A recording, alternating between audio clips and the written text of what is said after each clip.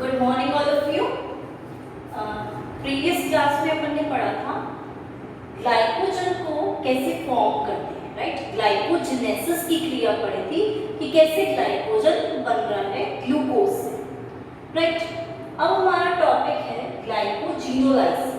इसका साफ साफ मतलब हमें नाम से पता चल जाता है कि ग्लाइकोजिनोलाइसिस, इसका मतलब तो ये हुआ कि ग्लाइकोजन है, ठीक। और लाइसिस का मतलब क्या होता है? टूटना, ठीक है। इसका मतलब हुआ कि ब्रेक डाउन। मतलब इन दोनों का वर्ड अगर हम मिला लेते हैं तो उनका साफ साफ मतलब होता है कि ग्लाइकोजन का टूटना। अब ग्लाइकोजन का टूटना भी डिफरेंट स्टेप्स में होता है, काफी सारे स्टेप्स आते हैं उसमें बीच में। दूसरी बात, ग्लाइकोजन तो टूट रहा है, ठीक है, लेकिन किस में टूट रहा है ये भी हमें पता चल रहा है। तो ग्लाइकोजन किस में टूटेगा? क्योंकि ग्लूकोज की सब यूनिट से मिलकर बना होता है, इसलिए ये टूटेगा किस में? ग्लूकोज में, ठीक है। ब्रेक डाउन होगा और हमें लास्ट में क्या मिलेगा? ग्लूकोज। दूसरी बात, क्यों चाहिए हमें ग्लूकोज? क्यों हम इसको तोड़ रहे हैं भाई? क्यों हम बोल रहे हैं कि ग्लूकोज में कन्वर्ट हुआ, आप बदलो ग्लूकोज में? कोई रीजन होगा? तो इसके पीछे साफ साफ रीजन ये होता है कि जब भी हमारे शरीर में ऊर्जा कम होती है या हमें ऊर्जा की आवश्यकता है, एनर्जी की नीड होगी, तो उस कंडीशन में ग्लाइकोजन को सिग्नल्स दिए जाते हैं कि ये टूटकर ग्लूकोज में बदल जाए, क्योंकि अब बॉडी को नीड है, अब हमारे ब्लड में ग्लूकोज की आवश्यकता है, तो उस हिसाब से ये ग्लूकोज में बदल जाता है। ग्लाइकोजन संग्रहित कहाँ होता है? स्टोर्ड फॉर्म में कहाँ रहता है? लिवर में या मसल्स में? अभी पढ़ा था अपन ने रिसेंटली। तो ये वाली जो क्रिया होगी, ये जो एक्टिविटी होगी, ये भी कहाँ होगी? हमारे लिवर में और मसल्स में, इन दोनों जगह पर ग्लाइकोजेनेसिस की क्रिया। अब ग्लाइकोजन की जब संरचना देखते हैं तो किस प्रकार की संरचना ग्लाइकोजन में देखने को मिलती है हमें? देख लें एक बार।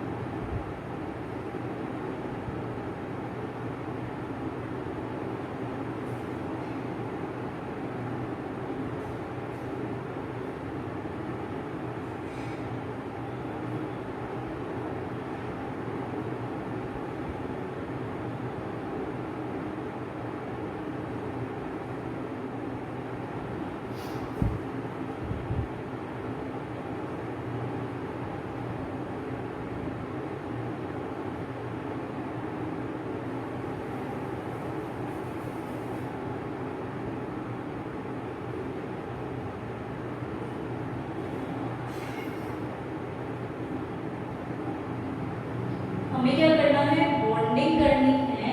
तो बॉन्डिंग करने के लिए हमें जस्ट इसके नीचे ही प्लेस करना है, हम कहीं और प्लेस नहीं कर सकते, राइट, ठीक है।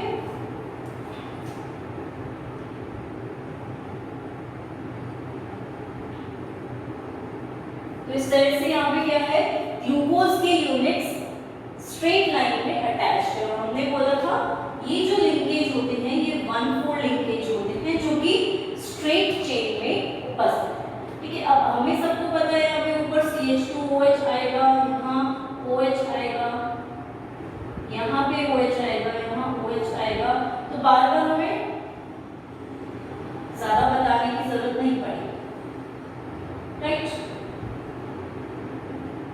हम कभी भी इसको ऐसे नहीं छोड़ते हैं। अगर हम खाली OH भी मार्क करते हैं तो वो भी जरूरी है और होना भी चाहिए।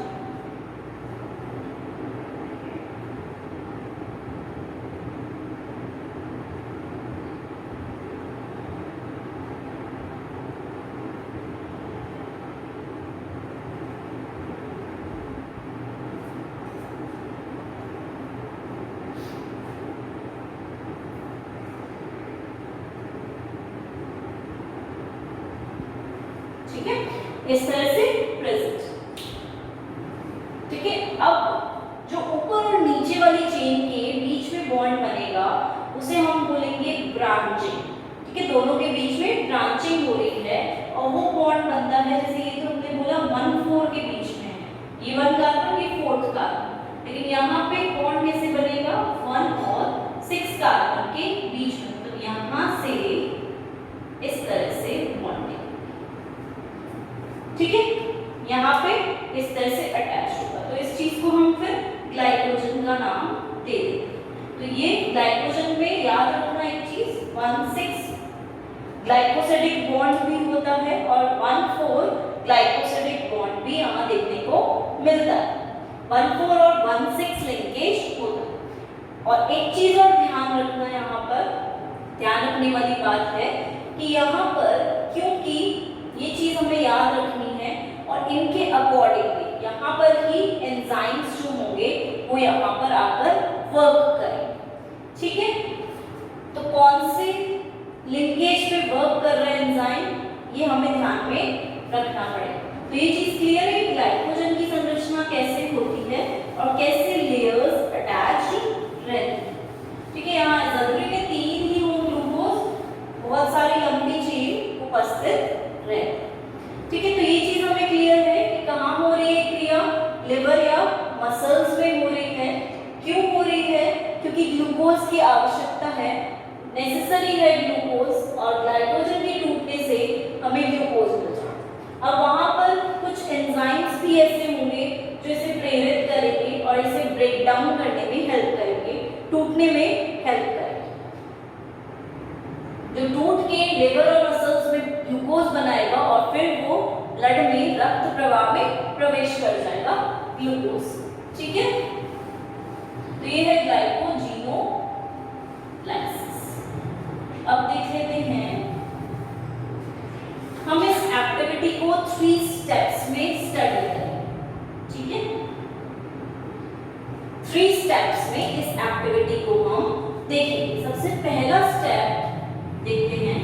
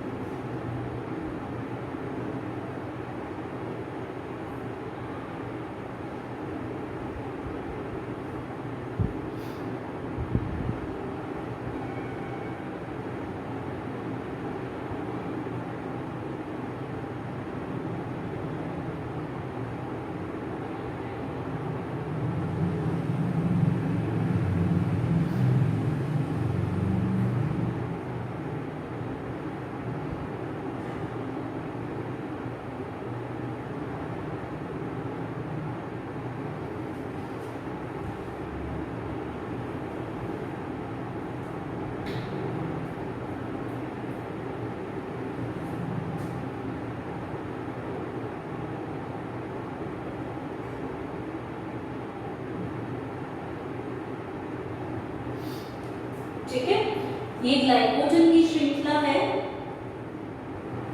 ठीक है, ग्लाइकोजन की श्रृंखला में ये जो बॉन्ड है ये 1,6 है, बाकी ये पूरा बॉन्ड 1,4 1,4 लिंकेज के द्वारा अटैच।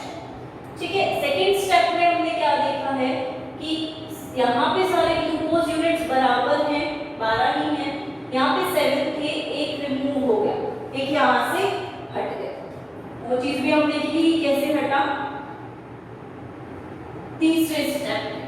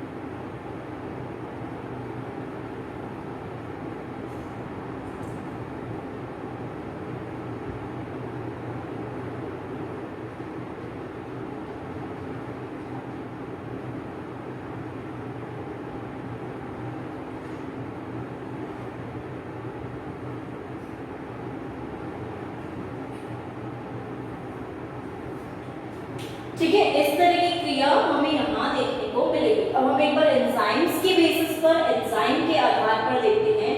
ये हम फर्स्ट स्टेप पढ़ रहे हैं, ठीक है, अभी हम सेकेंड स्टेप पे आए ही नहीं। तो हमने देखा ग्लाइकोजन उपस्थित है, ग्लाइकोजन पर हमारा जो ग्लाइकोजन है उसके ऊपर हमारा एंजाइम काम करेगा जिसे हम बोलेंगे फॉस्फोरिलेज, ठीक है, या फिर फॉस्फोराइलेज।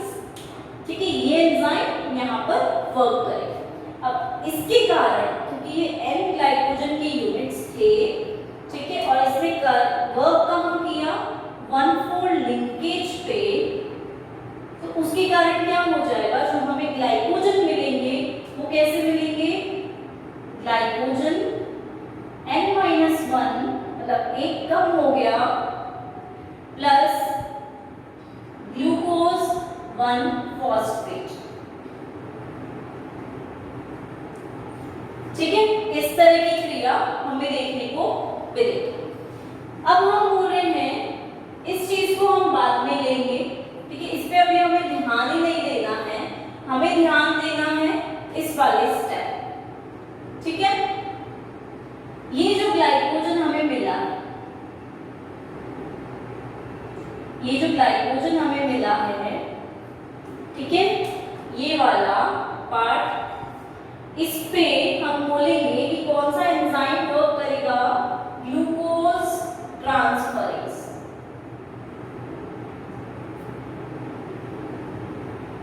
ठीक है, और ये ग्लूकोज के सब यूनिट्स को ट्रांसफर करेगा।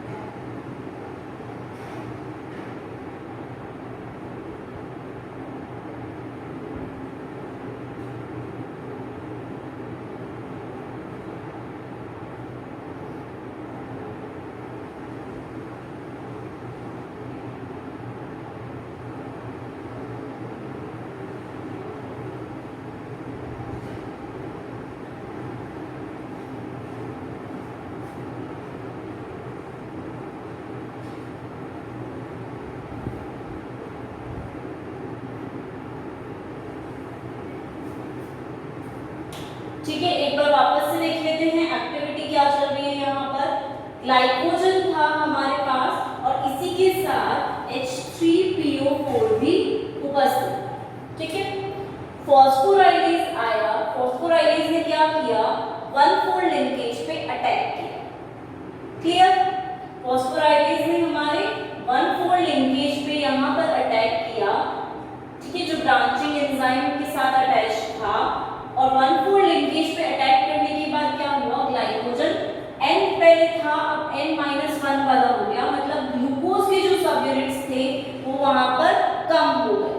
जैसे यहाँ देखते हैं हम 1 2 3 4 5 6 7 थे यहाँ यहाँ पर 1 2 3 4 5 6 ही रह गए। ठीक है, इसका मतलब क्या हुआ, यहाँ पर हम क्या बोल रहे हैं कि ग्लाइकोजन N था, मतलब यहाँ पर 7 अगर हम बोल रहे हैं ग्लूकोज के यूनिट्स थे, तो यहाँ 7 माइनस 1, जिसका मतलब हुआ कि 6 ही रह गए। इसका मतलब फॉस्फोराइलेज ने फॉस्फोरिक एसिड वाले ग्रुप पर, लिंक पर अटैक किया और ग्लाइकोजन के अंदर जो सब यूनिट्स थे ग्लूकोज के उनको कम कर दिया। ठीक है, ये चीज क्लियर है। अब कम करने के बाद हमारे पास क्या बचा, ग्लूकोज 1 फॉस्फेट जो हटा है, रिमूव हुआ है, वो ग्लूकोज 1 फॉस्फेट रेसिड्यू या अपशिष्ट में चेंज हो गया। ठीक है, हटने के बाद ये चीज क्लियर है हमें। अब हम इसकी बात ना करके अभी फर्स्ट स्टेप में हम सिर्फ इसी पार्ट की बात करें। ठीक है, इसके बाद हम क्या देख रहे हैं, यहाँ पर तो क्या हुआ, ग्लाइकोजन N था, ये ग्लाइकोजन N-1 में परिवर्तित हो। ठीक है, अब क्या होगा, यहाँ पर ट्रांसफर, मतलब जो ग्लाइकोजन है, पहले तो हम बोलेंगे कि ये क्रिया बार बार होती रहेगी। ये जो फॉस्फोराइलेज वाली क्रिया है ये बार बार होती रहेगी और एक एक ग्लूकोज के अणु को यहाँ से हटाती है, और जब तक हटाएगी जब तक कि यहाँ पर 4 सब यूनिट ना रह जाए। ठीक है, तो ये कब तक रिपीट हो रही, जब तक कि 4 ग्लूकोज के अणु यहाँ पर ना रह जाए। तो ये क्रिया बार बार साइक्लिक वे में होती जा रही है। ठीक है, फॉस्फोराइलेज आ रहा है, इस यूनिट को हटा रहा है, जब तक कि यहाँ पर 4 ग्लूकोज न रह जाए। अब 4 ग्लूकोज रहने पे ये क्या कर रहा है, एंजाइम आता है ग्लूकोज ट्रांसफरेज। ठीक है, इसकी उपस्थिति में ग्लाइकोजन विद रेसिड्यू जो बच जाते हैं, अपशिष्ट पदार्थ के रूप में, रेसिड्यू के रूप में बच जाते हैं जो ग्लाइकोजन, जिनके अंदर हम बोल सकते हैं 4 यूनिट्स हैं ग्लूकोज की, उन पे पहले तो इसने ग्लूकोज ट्रांसफरेज ने वर्क किया। ठीक है, फिर ग्लाइकोजन विद रेसिड्यू को वहां पर छोड़ दिया और यहाँ से 3 ग्लूकोज के यूनिट को उठा के इसने यहाँ ट्रांसफर कर दिया। ठीक है, इसीलिए इसका नाम क्या है, ग्लूकोज ट्रांसफरेज। कि सारे नहीं उठाता है, चारों के चारों नहीं उठाता है, सिर्फ 3 ऊपर के जो हैं उनको उठा के इसने ऊपर यहाँ पर ट्रांसफर कर दिया, तो उसको हम बोलेंगे ट्रांसफरेज। ठीक है, और यहाँ पर छोड़ा कितना, सिर्फ एक ग्लाइकोजन यूनिट जिसके अंदर एक ग्लूकोज उपस्थित है, वो भी यहाँ पर रेसिड्यू के फॉर्म में, अपशिष्ट पदार्थ के रूप में छोड़ा। क्लियर है, और 4 यूनिट्स होंगी तभी ये क्रिया होगी। नेक्स्ट स्टेप में क्या हुआ, ये जो एक बचा है इसके ऊपर भी डी ब्रांचिंग हुई। डी ब्रांचिंग का मतलब क्या हुआ कि ब्रांचिंग हट रही है, रिमूव हो रही है। इसका मतलब ये हो सकता है कि यहाँ पर हाइड्रोलाइसिस की क्रिया हो रही है। ठीक है, ये जो हाइड्रोलाइसिस की क्रिया होती है वो यहाँ पर होगी, जिसका मतलब हम बोलते हैं कि यहाँ पर ब्रेकडाउन हो रहा है, हाइड्रोलाइसिस होगा, ब्रेकडाउन होगा, और ये जो ब्रांचिंग है 1,6 वाली ये ब्रेक हो जाएगी, हट जाएगी यहाँ से, और हमें बिल्कुल स्ट्रेट चेन में चीजें मिल जाएगी। ठीक है, अब एंजाइम कौन सा आता है, डी ब्रांचिंग एंजाइम है एमाइनो 6,1 ग्लूकोसाइडेज। ये क्या है, ये 1,6 लिंकेज जो है, 1,6 बॉन्ड जो है उस पे कार्य करेगा। ठीक है, उसके ऊपर वर्क करता है ये, और डी ब्रांचिंग एंजाइम है मतलब ब्रांच को हटा रहा है, इसलिए इसको नाम दिया गया अमाइनो 6,1 ग्लूकोसाइडेज। सही है, क्लियर है ये चीज, हमें वापस से देख लेते हैं एक बार। ग्लाइकोजन है, उसके अंदर ग्लूकोज की यूनिट्स हैं, वो कम किए जा रहे हैं फॉस्फोराइलेज की उपस्थिति में, 7 के 6 ही रह गए। 6 के बाद जब ये क्रिया बार बार होती रहेगी, वापस आएगा फॉस्फोराइलेज, वापस इसको हटाएगा, जब तक हटाएगा जब तक कि 4 ना रह जाए। जैसे ही 4 रहेंगे तो ग्लूकोज ट्रांसफर ट्रांसफरेज एंजाइम आएगा, यहाँ से 3 को उठा के यहाँ रखिएगा, एक बचेगा। अब वो एक जो है उसके ऊपर एंजाइम आएगा अमाइलोज 6,1 ग्लूकोसाइडेज। इसने क्या करना है, यहाँ से डी ब्रांचिंग करनी है और इसको भी हटा देना, एक स्ट्रेट चेन हमें मिल जाएगी। तो फर्स्ट स्टेप ये हुआ और यहाँ पर हाइड्रोलाइसिस की क्रिया हो रही है, जिसका साफ साफ मतलब ये हुआ कि यहाँ पर ब्रेक डाउन हो रहा है। ठीक है, अब सेकेंड स्टेप देखिए। अब सेकेंड स्टेप में क्या होगा, इसकी बात करेंगे। जो ग्लूकोज 1 फॉस्फेट हमें मिला है, इसकी हम यहाँ पर बात करते हैं।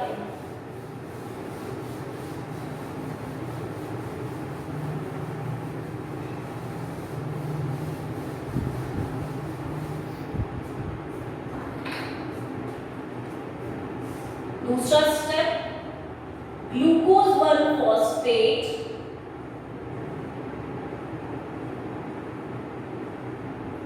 किसमें चेंज हो जाएगा, हमारे ग्लूकोज 6 फॉस्फेट।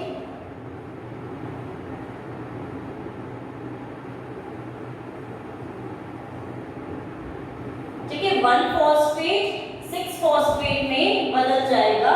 एंजाइम कौन सा रहेगा यहाँ पर, हमारा म्यूटेज एंजाइम। तो इसको हम बोलते हैं फॉस्फो ग्लूको म्यूटेज।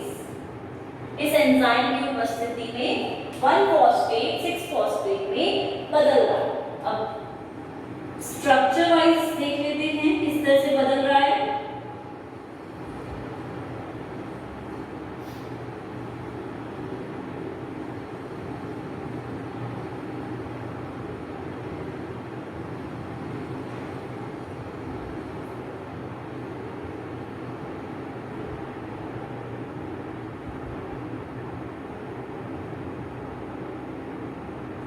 नाम है इसका ग्लूकोज 1 फॉस्फेट, जिसका मतलब हुआ कि फर्स्ट कार्बन पर फॉस्फेट ग्रुप अटैच है। ठीक है, तो यहाँ पर फर्स्ट कार्बन पर ये ग्रुप अटैच है। अब ये किस पे चला जाएगा, 6th कार्बन पर।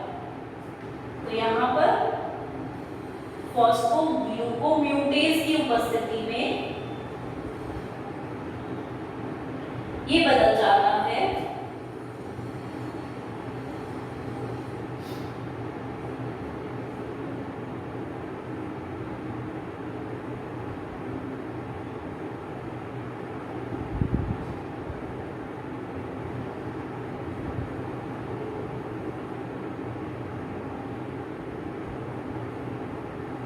अब हमने बोला बदल किस में रहा है, ग्लूकोज 6 फॉस्फेट, जिसका मतलब हुआ कि 6th कार्बन जो है वहां पर फॉस्फेट ग्रुप अटैच हुआ। पहले फर्स्ट कार्बन पे था, यहां से हटके यहां पे तो OH आ गया। अब यहां से OH जो है हटके यहां पर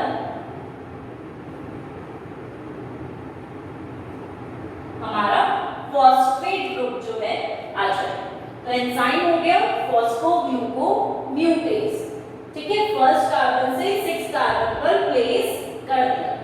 अब थर्ड स्टेप देखेंगे हम इसके बाद, और थर्ड स्टेप में ग्लूकोज में बदल जाए।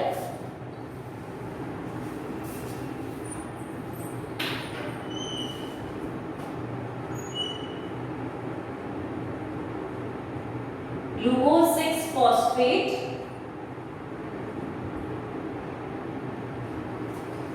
इसमें बदल जाएगा हमारे ग्लूकोज के अंदर।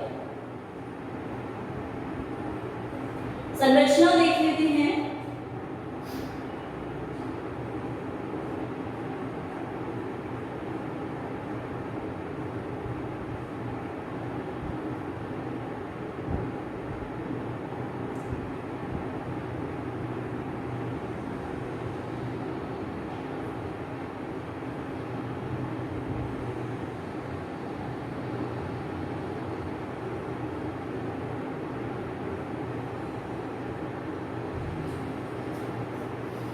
कार्बन पर है फॉस्फेट ग्रुप, इस इसलिए इसका नाम है ग्लूकोज 6 फॉस्फेट।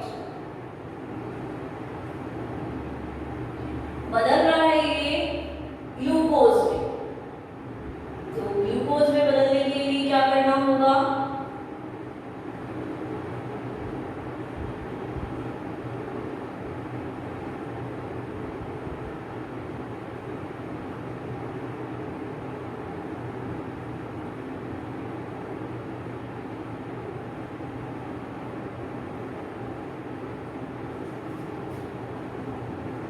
करना क्या है, ग्लूकोज में बदलने के लिए हमें सिर्फ और सिर्फ फॉस्फेट ग्रुप को हटाना, ठीक है। फॉस्फेट ग्रुप जो है उसे यहाँ से हटाना है, और फॉस्फेट ग्रुप किसकी उपस्थिति में हटेगा, फॉस्फेटेज एंजाइम की उपस्थिति, ठीक है। तो एंजाइम क्या हुआ, फॉस्फेटेज, क्योंकि ये फॉस्फेट ग्रुप पर अटैक करेगा और इसको यहाँ से हटाना।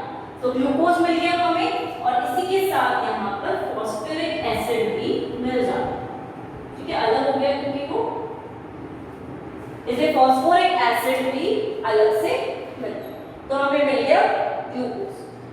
अब थर्ड वाले स्टेप की जो हम बात करते हैं, ये स्टेप मोस्टली कहाँ होता है, हमारे लिवर, ठीक है। यकृत में ये वाला एंजाइम उपस्थित रहता है फॉस्फेटेज, ये बदल जाता है, ग्लूकोज में बदल देता है।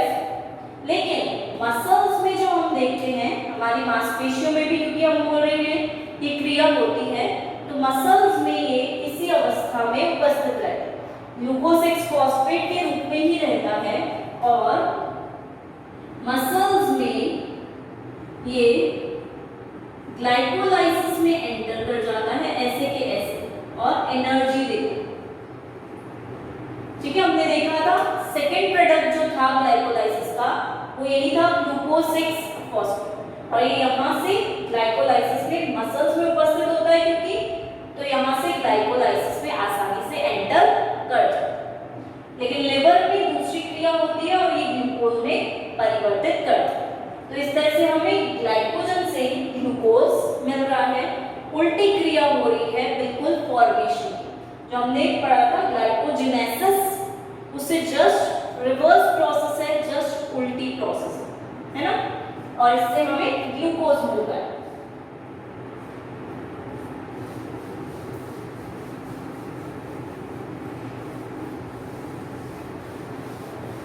अब एक बार अगर हम इस क्रिया को समरी के फॉर्म में देख लेते हैं कि समरी क्या रहती है, तो हम बोलेंगे पहले हमारे पास ग्लाइकोजन था जिसमें n अणु थे ग्लूकोज के, वो बदल गए हमारे ग्लाइकोजन n-1 अणु में, ठीक है। और इसी के साथ ग्लूकोज 1 फॉस्फेट भी हमें मिला। एंजाइम का नाम क्या था यहाँ पर, फॉस्फोरिलेज, फॉस्फोराइलेज एंजाइम। अब इसी ग्लाइकोजन की बात करेंगे, ये ग्लाइकोजन जो है ये यहाँ पर ये क्रिया रिपीट होती जाएगी। पहले तो हम चीज ऐसे दे सकते हैं, फिर जब इनमें 4 यूनिट्स बच जाते हैं उस टाइम पे ग्लूकोज ट्रांसफरेज एंजाइम वर्क करता है और 3 यूनिट्स को ट्रांसफर करता है, किस पे, चेन पे, ठीक है।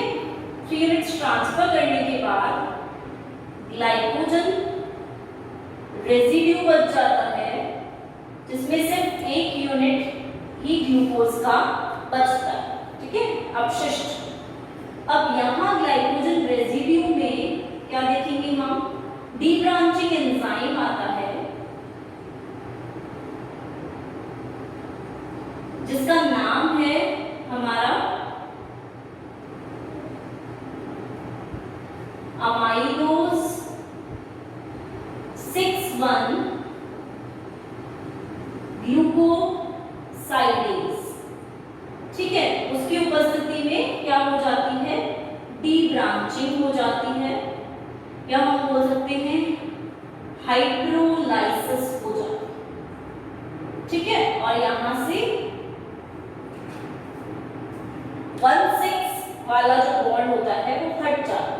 एक चीज फॉस्फोराइलेज हमेशा 1,4 ब्रांचिंग पे ही वर्क करेगा, 1,6 पे नहीं करेगा। अब ये जो हमारे पास ग्लूकोज 1 फॉस्फेट है इसे भी हमें चेंज करना होता है, तो ये बदलता है हमारे ग्लूकोज 6 फॉस्फेट में, ठीक है। अब एंजाइम कौन सा होता है, फॉस्फोग्लूकोम्यूटेज, ठीक है, एक दूसरे के म्यूटेज फॉर्म है ये, और लास्ट में ये बदल जाता है ग्लूकोज में plus phosphoric acid, right. Enzyme कौन सा होगा, फॉस्फेटेज, ठीक है। ये चीज तो हो रही है लिवर के अंदर, वहीं इसकी दूसरी फेट भी है कि ये मसल्स में ग्लाइकोलाइसिस में एंटर करता है और एनर्जी को देता है। तो क्लियर है, बहुत इजी सी क्रिया है, यहाँ पर कुछ ज्यादा नहीं है। एंजाइम्स का नाम भी जो कंपाउंड्स है उसके आधार पर ही मिल रहा है। तो ये समरी हो जाती है ग्लाइकोजिनोलाइसिस।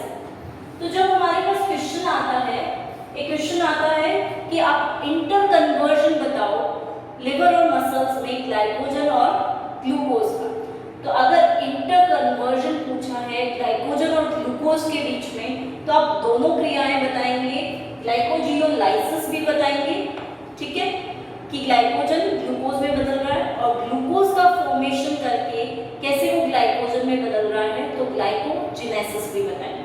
क्योंकि जब इंटर कन्वर्जन ही पूछ रहा है वो, तो इसका मतलब हुआ कि लिवर और मसल्स में दोनों क्रियाओं को हमें बताना है, ठीक है। और दोनों क्रियाएं ही बहुत ज्यादा इजी हैं, आराम से आसानी से हमें याद हो जाती है,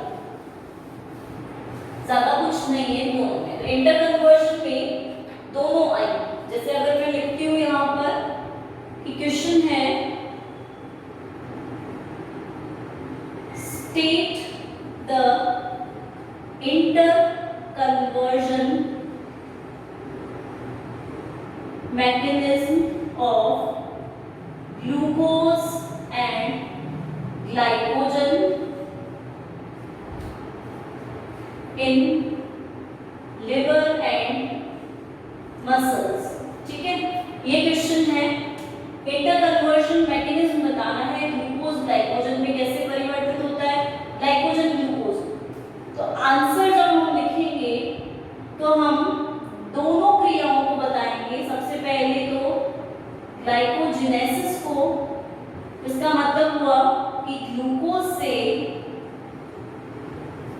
ग्लाइकोजन कैसे बन रहा है, ठीक है, कहाँ बन रहा है, कैसे बन रहा है, कौन से एंजाइम्स हैं, पूरे 5 स्टेप्स जो हैं उन 5 स्टेप्स को आप अच्छे से बताइए।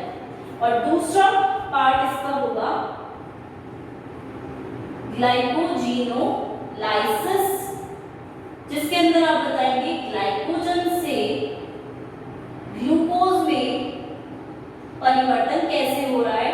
जो हमने तीनों स्टेप्स देखे हैं, इन तीनों स्टेप्स को बता, तभी ये वाला आंसर जो है वो कंप्लीट, ठीक है। एक चीज बता दोगे तो आपको कंप्लीट नहीं होता है आंसर, इसलिए इसमें दोनों चीजें आएंगी, राइट।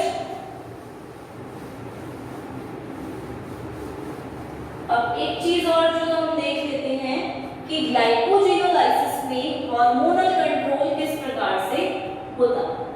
तो हार्मोनल कंट्रोल ऑफ ग्लाइकोजिनोलाइसिस, पहली बात तो यहाँ जो फॉस्फोरिलेज एंजाइम है वो 2 अवस्थाओं में उपस्थित रहता है।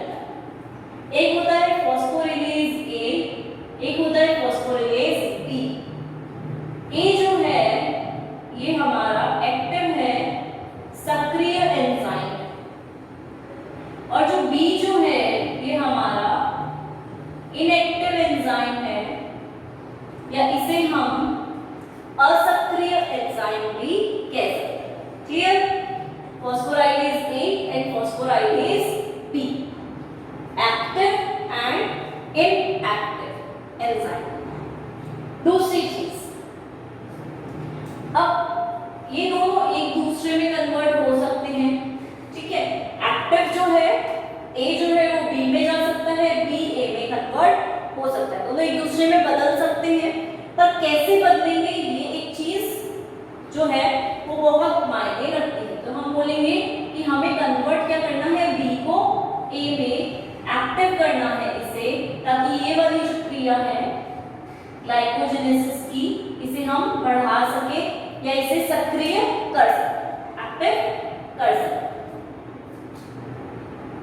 ग्लाइकोजीनोलाइसिस की क्रिया, ठीक है। अब बी को ए में कन्वर्ट करने के लिए क्या क्या हो सकता है ये हम देख लेते हैं।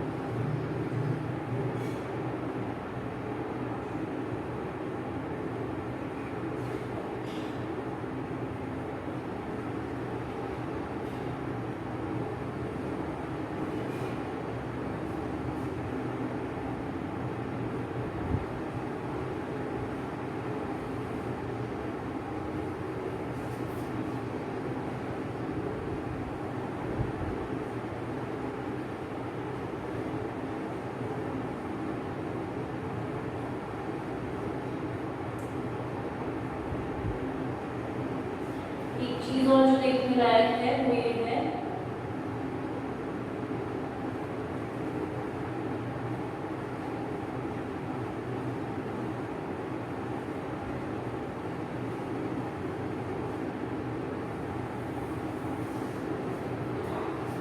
ठीक है। अगर मैं एरो लगाती हूँ एकदम सिंगल ऐसा वाला, इसका मतलब हुआ कि ये आगे बढ़ रही है, एक्टिवेट कर रही है, सक्रिय कर रही है। और अगर मैं एरो लगाती हूँ ऐसा वाला, इसका मतलब हुआ कि वहां पे इनहिबिशन हो रहा है, रुक रहा है, यहाँ पर एक्टिवेशन हो रहा है, सब कुछ आगे की तरफ बढ़ रहा है। क्लियर है ये चीज। तो दूसरी, अगर ग्लाइकोजीनोलाइसिस की क्रिया होगी तो ग्लाइकोजन क्या होगा, वहां पर टूटेगा, ठीक है, ब्रेक डाउन होगा ग्लाइकोजन। तो सिंपल सी बात ये हमारे दिमाग में आती है कि जब ग्लाइकोजन टूट ही रहा है तो ग्लाइकोजन बनेगा नहीं वहां पे, तो इसलिए इस क्रिया में ग्लाइकोजन सिंथेटेज जो एंजाइम होता है, जो कि ग्लाइकोजन को बनाता है, उसे लॉक किया जाता है ताकि ग्लाइकोजन का सिंथेसिस ना हो, ग्लाइकोजन का संश्लेषण ना हो सके। इसे इस क्रिया में इस एंजाइम को तो लॉक कर दिया जाता है, ठीक है। ग्लाइकोजन क्योंकि हमें बनाना ही नहीं है, सिर्फ तोड़ना है। दूसरी बात, क्योंकि हम इनएक्टिव को एक्टिव में कन्वर्ट कर रहे हैं, असक्रिय को सक्रिय में बदल रहे हैं, और ग्लाइकोजेनेसिस की क्रिया को तो हम कम कर रहे हैं और ग्लाइकोजीनोलाइसिस को बढ़ा रहे हैं, तो उस कंडीशन में क्या होता है, काइनेज एंजाइम नीडेड होता है। काइनेज एंजाइम हमारा इसे सक्रिय फॉर्म में लाता है, फॉस्फोराइलेज, ठीक है। और काइनेज एंजाइम सक्रिय कैसे हो रहा है, प्रोटीन काइनेज जो है वो वहां पर बनेंगे और सक्रिय अवस्था में होंगे और एटीपी उपस्थित होगा, तो ऑटोमेटिकली काइनेज एंजाइम जो है वो हमारा सक्रिय हो जाएगा और ये ऑटोमेटिकली आगे जाकर फॉस्फोराइलेज ए को बनाएगा या ज्यादा एक्टिवेट करेगा। तीसरी चीज, जो हमारा साइक्लिक एएनपी है वो भी इसे उत्तेजित करता है, इस क्रिया को, और सक्रिय फॉर्म में फॉस्फोरिलेज को लेकर आता, ठीक है, एक्टिव फॉर्म में फॉस्फोरिलेज को लाता। अब हम बोल रहे हैं कि साइक्लिक एएनपी कैसे बन रहा है, एडेनाइल साइक्लेज से। इसका मतलब इसका उपस्थित होना भी वहां पर जरूरी है, ये वहां उपस्थित रहेगा तो साइक्लिक एएनपी बनेगा, ये बनेगा तो यहाँ पर एनर्जी आएगी, एटीपी आएगी, एटीपी आएगी तो प्रोटीन काइनेज बनेंगे, प्रोटीन काइनेज बनेंगे तो काइनेज एंजाइम बनेंगे, और काइनेज एंजाइम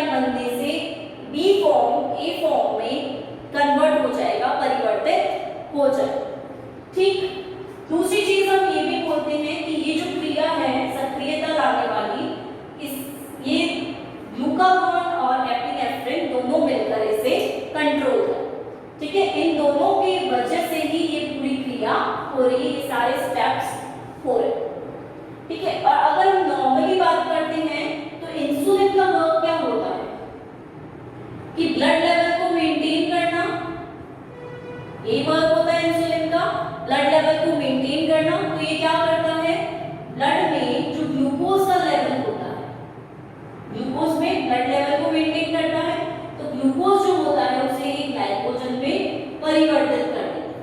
इसलिए हम बोल रहे हैं कि इंसुलिन जो होता है वो साइक्लिक एएमपी को ब्लॉक कर देता है और टूटने वाली क्रिया नहीं होने देता, बल्कि कौन सी क्रिया करता है, ग्लाइकोजन के फॉर्मेशन, ठीक है, ग्लाइकोजन को बनाने की क्रिया करता है। क्लियर? तो हम बोल सकते हैं यहाँ पर इंसुलिन इसको ब्लॉक करता है। लेकिन ग्लूकागॉन की जब हम बात करते हैं तो ग्लूकागॉन का भी काम तो क्या होता है, यही होता है कि ये ग्लूकोज को ब्लड लेवल में नियंत्रित करता है, मेंटेन करता है। लेकिन ये क्या करता है, अगर ब्लड में कमी होती है ग्लूकोज की तो ये ग्लाइकोजन को तोड़कर ब्लड में ग्लूकोज भेजता है, ठीक है, ग्लूकोज भेजता है।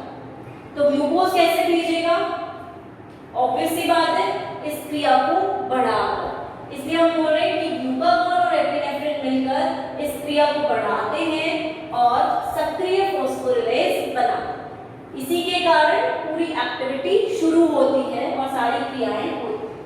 एक और चीज जो है कि ग्लूकागॉन जो है वो लिवर में अकेला मौजूद होता है, प्रेजेंट रहता है, और इसी के कारण एक्टिविटी एक्टिवेट होती है। लेकिन मसल्स में ये दोनों उपस्थित रहते हैं और दोनों के कारण एक्टिविटी जो है वो बढ़ती है और ग्लाइकोजेनोलाइसिस की क्रिया, ग्लाइकोजन को तोड़ने की क्रिया जो है वो बढ़ती है और आसानी से फिर हमें ग्लूकोज प्राप्त हो, क्योंकि ग्लूकोज की हमें वहां पर आवश्यकता है, ऊर्जा हमें चाहिए।